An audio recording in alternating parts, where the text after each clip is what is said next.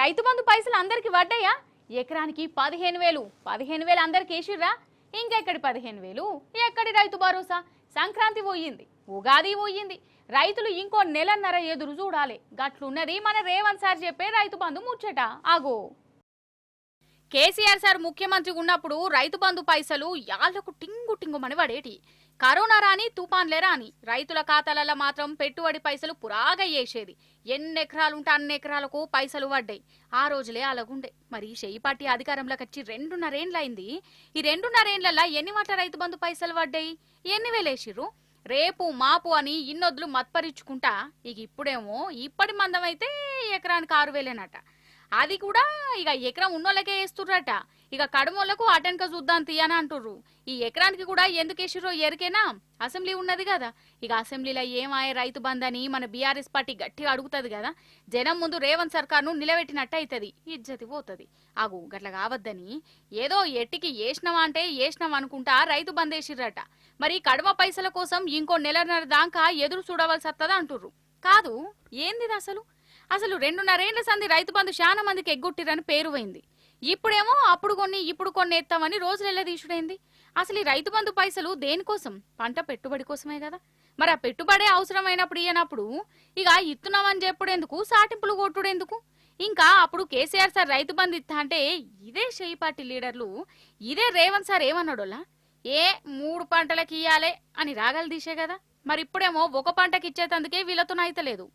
Vote on account budget book అధ్యక్ష 2024-25 బట్టి గారు ఏం చెప్పారంటే అధ్యక్ష, రైతు భరోసాకు ఏటా ఎకరానికి 15,000 చెల్లించాలన్నది మా ప్రభుత్వ సంకల్పం అన్నారు. రెండో బడ్జెట్లో ఏమంటారంటే రైతు భరోసా పథకం కింద రైతులకు ఏడాదికి ఎకరానికి 12,000 రూపాయలు అందిస్తాము అన్నారు. ఓటాన్ అకౌంట్ లో 15,000 అన్నారు. మొదటి బడ్జెట్ లో 15,000 అన్నారు. రెండో బడ్జెట్కి వచ్చేసరికి ఎకరానికి 12,000 ఇస్తామని చెప్పి బట్టి గారు సెలవిచ్చారు అధ్యక్ష. అంటే ఒక్కొక్క పేజీ తిప్పుతుంటే ఒక్కొక్క 1000 కరిగిపోతా ఉంది అధ్యక్ష. అది కూడా ఎట్లయిపోయిందంటే అధ్యక్ష, నాట్లప్పుడు రాదు అధ్యక్ష. అధ్యక్ష, వీళ్ళ తీరు ఎట్లుందంటే కేసీఆర్ గారు ప్రవేశపెట్టిందేమో అగ్రికల్చర్ ఇన్వెస్ట్మెంట్ సపోర్ట్ స్కీమ్, వ్యవసాయ పెట్టుబడి సాయం. కానీ కాంగ్రెస్ ప్రభుత్వం దాన్ని ఎలక్షన్ ఇన్వెస్ట్మెంట్ సపోర్ట్ స్కీమ్ గా మార్చింది అధ్యక్ష. ఎన్నికల పెట్టుబడి సాయంగా మార్చింది అధ్యక్ష. పంట పెట్టుబడి అంటే నాట్లప్పుడో ఎరువులు చల్లేటప్పుడో ఇయ్యాలి అధ్యక్ష. కానీ మీ రాజ్యంలో నాట్లయిపోయి కోతలైపోయి ధాన్యం కల్లాలకు వచ్చిన రైతు ఖాతాల్లో పైసలు పడతలేవు అధ్యక్ష. 2024-25 వానకాలం రైతు బంధు ఎగ్గొట్టారు అధ్యక్ష. 2024-25 యాసంగి రైతు బంధు సగం సగమే ఇచ్చారు అధ్యక్ష. 2025-26 యాసంగి రైతు బంధు నిన్న ఇచ్చారు అధ్యక్ష. అది కూడా ఒక్క ఎకరానికే పరిమితం చేశారు అధ్యక్ష.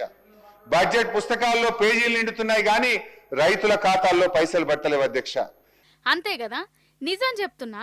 రేవంత్ సర్కార్ అధికారంలోకి వచ్చిన కాంచెల్లి తెలంగాణ రైతులకు గోసనే అవుతుందోలా. 2 లక్షల రూపాయల రుణాలు మాఫీ చేస్తామన్నారు. అవి ఎంతమందికి చేసిరో రేవంత్ సార్కే తెలియదు. రైతు బీమా సంగతే మర్చిపోయారు. రైతు బంధు పేరు మార్చి ఎకరానికి 15,000 ఇస్తామన్నారు. పంటల బీమా అన్నారు. ఇన్పుట్ సబ్సిడీ ముచ్చట్నే లేకుండా పోయింది. అంత ఆగమాగం అయిపోయింది బతుకని అంటుర్రు రైతులు.